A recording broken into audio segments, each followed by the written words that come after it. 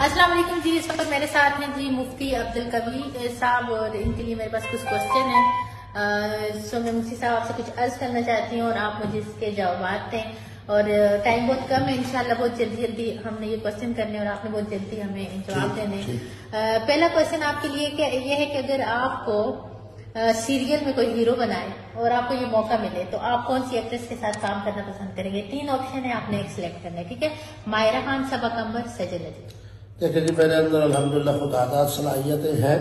آپ ان تینوں سے پوچھ لیں, جو اپنی طرف سے رضامندی کا اظہار کرے, اور مجھے یقین ہے کہ تینوں کہیں گی کہ ہم مفتی عبدالقوی صاحب کے ساتھ کام کرنا چاہتے. چلیں آپ کی اس خوش فہمی کو میرا سلام.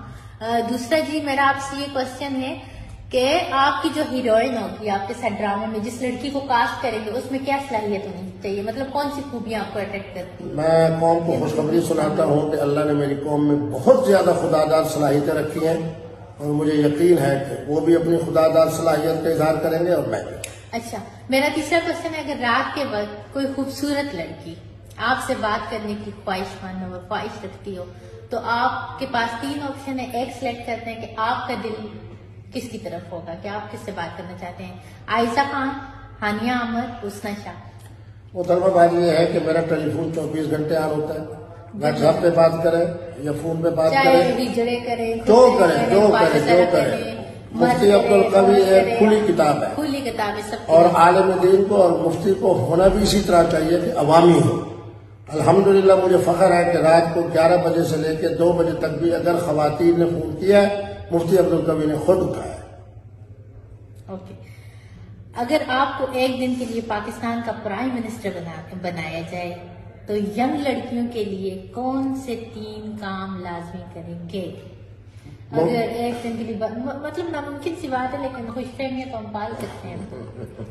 مفتی عبدالقوی اس وقت تک وزیر اعظم ہے جب تک کہ محترم عمران خان صاحب وزیر اعظم ہیں, اور میں قوم کو خوشخبری سناتا ہوں کہ مفتی عبدالقوی 3 سال کے لیے نہیں آیا, عمران خان صاحب 3 سال کے لیے نہیں آئے, ہم 10 سال کے لیے آئے.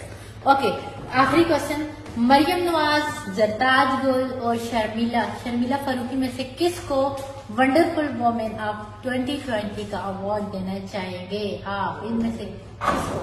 میں سب سے پہلے محترمہ مریم نواز صاحبہ کو, کیونکہ میں نے اس کو ہمیشہ اپنی بیٹی کہا ہے اور میں ان کی قدر کرتا ہوں کئی حوالوں سے.